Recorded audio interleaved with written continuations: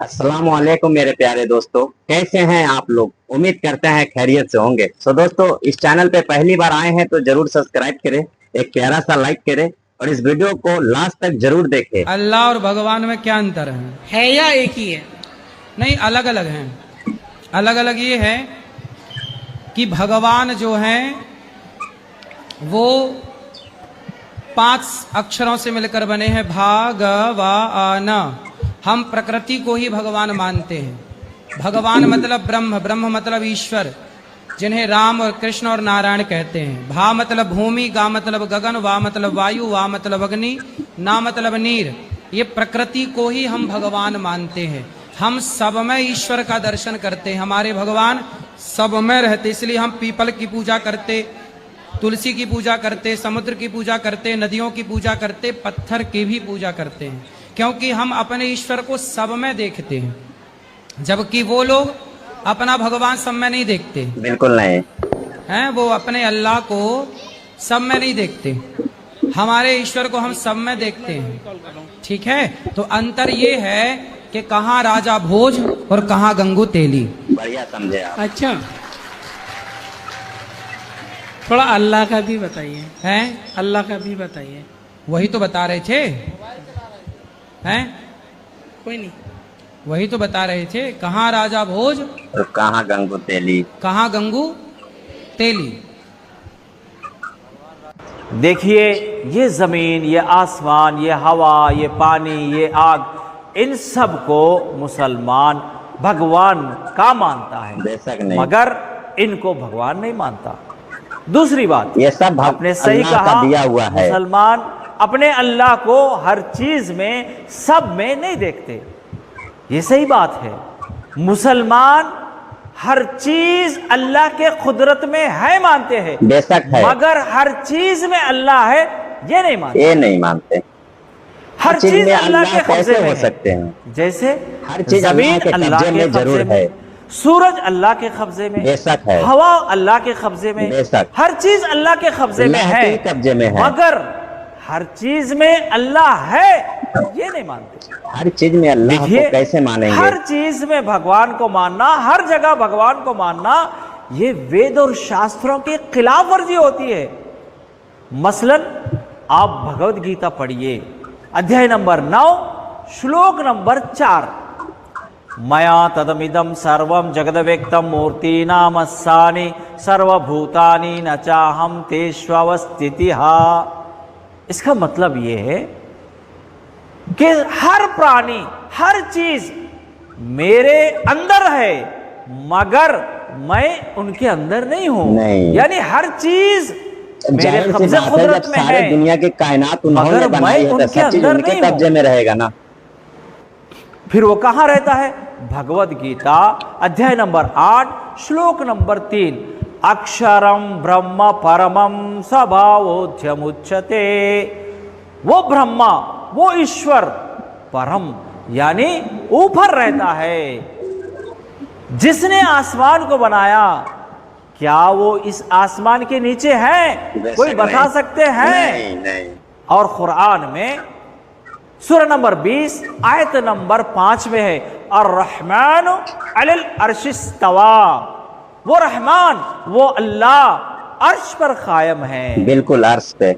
देखिए, ये दुनिया एक जर्रे के बराबर है। इतनी छोटी दुनिया में वो अल्लाह कैसे आएगा? राई के दाने के इससे बराबर पता जैसे चला ये पूरा कि दुनिया भगवान है। ईश्वर अल्लाह सृष्टि में नहीं रहता। पेड़, पहाड़, समंदर, नदी, ये पत्थर, ये सब सृष्टि है। बिल्कुल है। मुसलमान सृष्टि की पूजा नहीं करता। बेशक नहीं।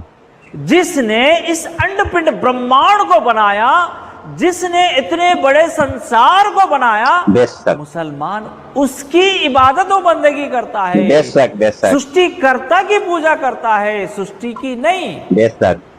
सृष्टि की पूजा करने का वेदों शास्त्रों में, धार्मिक ग्रंथों में सख्ती के साथ मना किया गया है। इसका अंजाम नरक बताया गया है। बताइए। मसलन यजुर्वेद अध्याय नंबर 40 मंत्र नंबर 9, अंधात्मा प्रविशन्ति असंभूति मुपासते ततोबोय इवते तमोय उसंबुत्याग्रतः।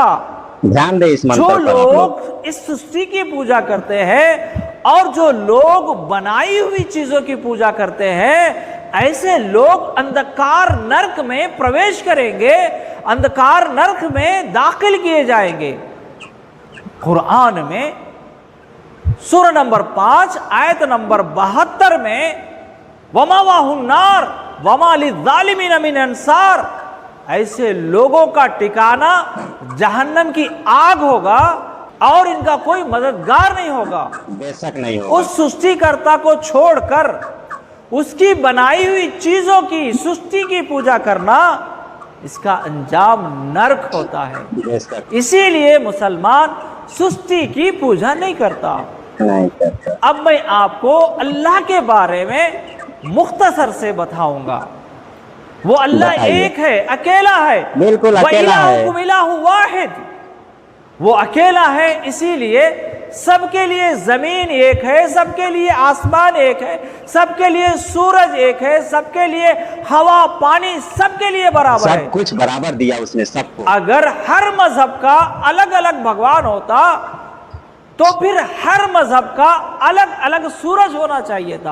बेशक। हर मजहब की अलग अलग जमीन होना चाहिए था। हाँ हाँ बिल्कुल ऐसा होना है चाहिए क्या? था। नहीं है। नहीं ना। नहीं है। तो इससे पता चला कि वो भगवान, वो ईश्वर अल्लाह एक है। एक। एकम ब्रह्मम द्वितीयाय नास्तनन, वो ब्रह्मा, वो ईश्वर अल्लाह एक है, बिल्कुल एक है। दूसरा नहीं है। साफ और नहीं। वो बेनियाज है, सबको उसकी जरूरत है, मगर उसको किसी की जरूरत नहीं है। बेशक नहीं है। और ना उसको ऊंघ आती है ना नींद आती है।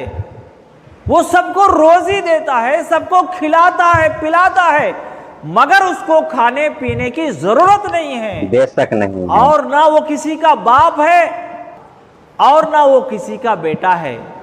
वही जिंदगी देता है, वही मौत देता है, वही दोबारा जिंदा करके इंसानों की जिंदगी का हिसाब लेता है। बेशक। और दोबारा वही जिंदा करके हिसाब लेता एक है। पानी के खतरे से मां के पेट के अंदर इंसानों को बनाता है। बेशक। और वही आसमान से बारिश बरसाता है बेशक। और जमीन से अनाज निकालता है। बेशक। उसी को मुसलमान अपना रब मानते हैं, बेशक। अपना अल्लाह मानते हैं बेशक। बेशक।